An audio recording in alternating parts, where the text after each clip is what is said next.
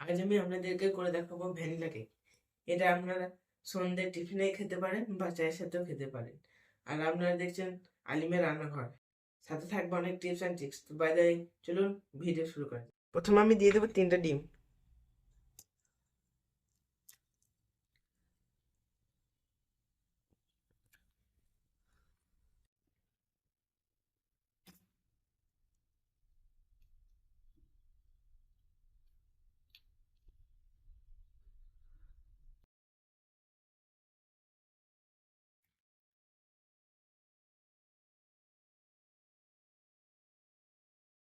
এরপর আমি কুসুম 3টা আলাদা করে নেব।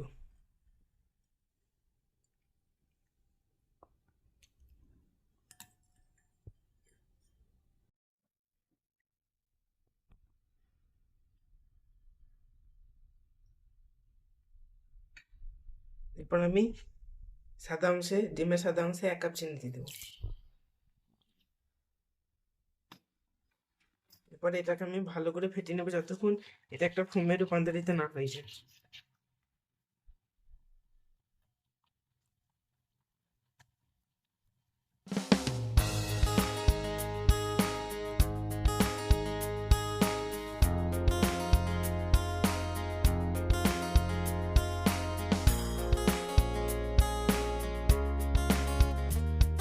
এখানে আপনাদের জন্য একটা ছোট্ট টিপস। আপনারা ফোমটা ফেটানোর পরে যখন দেখবেন কোনো সংখ্যা লেখার পরে সঙ্গে সঙ্গে মিলিয়ে না যাচ্ছে, তখন ভাবেন এটা হয়ে গেছে ফোমটা। আর যখন দেখবেন মিলিয়ে যাচ্ছে, তখন ভাবেন ফোমটা হয়নি, আরও ফাটতে হবে। এরপর আমি এর মধ্যে দিয়ে দেবো সাদা তেল বা রিফাইন্ড অয়েল।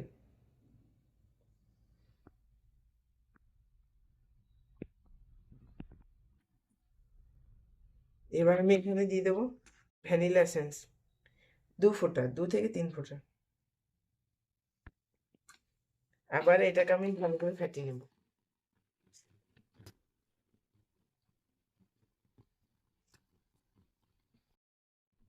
আমার মেশানোটা হয়ে গিয়েছে। এবার আমি কুসুমটার মধ্যে এই অংশটা, ডিমের সাদা অংশটা খানিক দিয়ে দেবো, কারণ কেকটা কুসুমটার সাথে এই অংশটা ফাটলে কেকটা স্পঞ্জি হবে।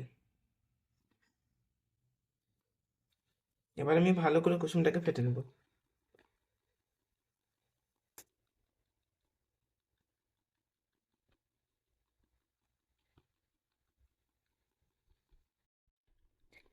ডিমের সাদা অংশটা কুসুমটা ভালো করে ফেটানো হয়ে গেছে। এবার আমি কুসুমটা ডিমের সাদা অংশের মধ্যে দিয়ে দিলাম।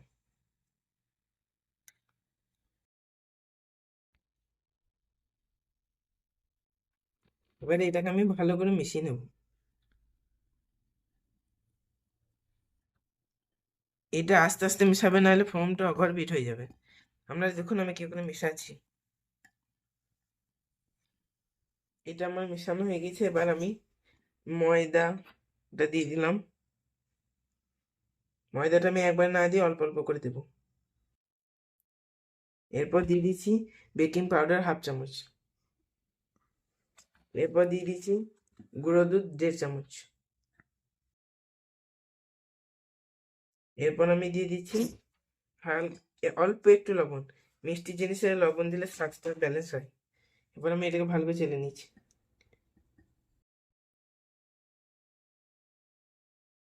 এই লাম্পসগুলো কেকে গেলে কেকটা স্পঞ্জ হবে না। এবার এটা আমার চালা হয়ে গেছে, এটা ভালো করে মিশিয়ে নেব। আর ময়দাগুলো অল্প অল্প করে দেবো।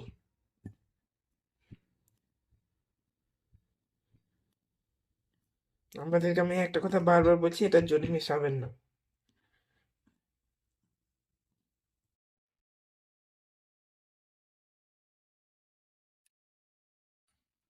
পুরো ময়দাটা আমি 3বারই দিয়ে দিলাম অল্প অল্প করে।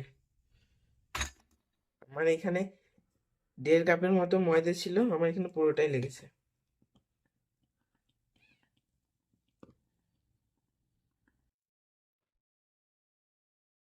দেখুন এই ঘনত্বটা কিরকম হবে, খুব একটা পাতলাও না, খুব একটা মোটাও না, এই যে এরকম।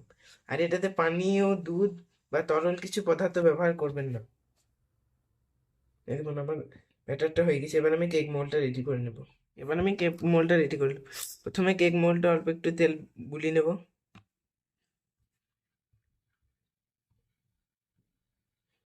আমার এখানে ব্রাশ আছে, আমি নিতে ভুলে গেছি, তার জন্য হাতেই করছি, আপনারা কিছু মনে করবেন না।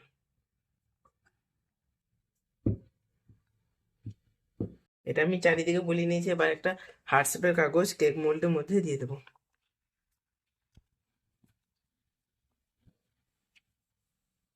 এটার উপরে আবার আমি অল্প তেল দিয়ে দেবো। তেল দিয়ে এটাকে ভালো করে বুলিয়ে নেবো চারিদিকে।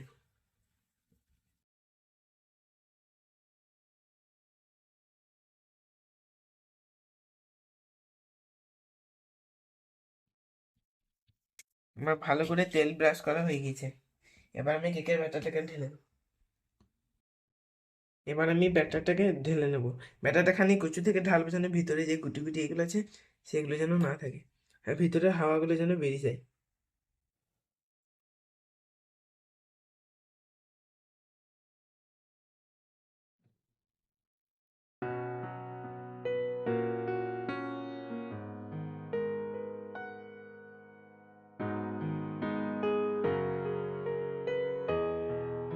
ব্যাটারটাকে ঢেলে আমি ভালো করে ট্যাপ করে নেবো যেন ভিতরে হাওয়াগুলো বেরিয়ে যায়, আর ট্যাপটা খানিক জোরে জোরে করবেন।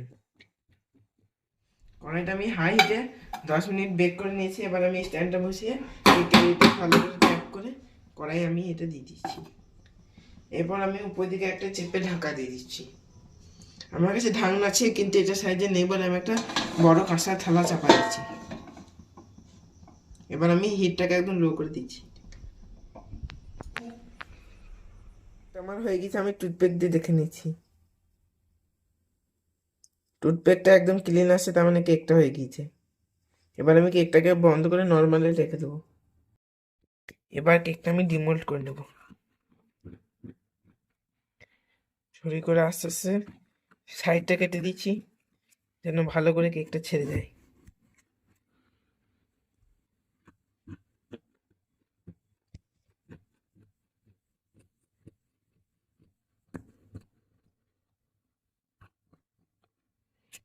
এবার আমি কেকটা আপনাদেরকে ডিমোল্ড করে দেখাচ্ছি।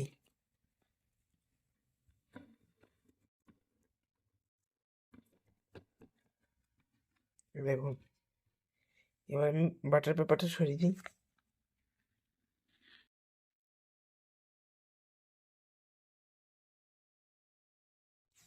কেকটা আপনারা দেখুন একবার কত সফট হয়েছে।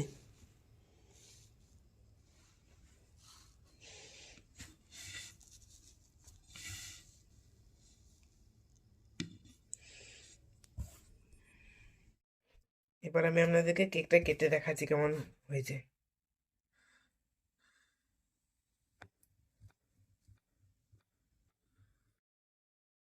কেকটা দারুণ স্পঞ্জ হয়েছে।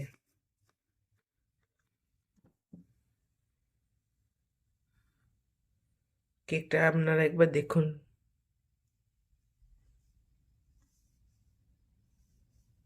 একদম স্পঞ্জ। এবার আমি আপনাদেরকে কেকটা খেয়ে বলছি কেমন হয়েছে। কেকটা দারুণ হয়েছে, দারুণ। একবার বানিয়ে দেখবেন কেকটা বাড়িতে। তো চলুন দেখা হচ্ছে নেক্সট ভিডিওতে। বাইরে আপনারা দেখছিলেন এতক্ষণ আলিমের রান্নাঘর। ভিডিওটি ভালো লাগলে লাইক, কমেন্ট, শেয়ার এবং সাবস্ক্রাইব করতে ভুলবেন না। আর অবশ্যই কেকটা একবার বাড়িতে বানিয়ে দেখবেন।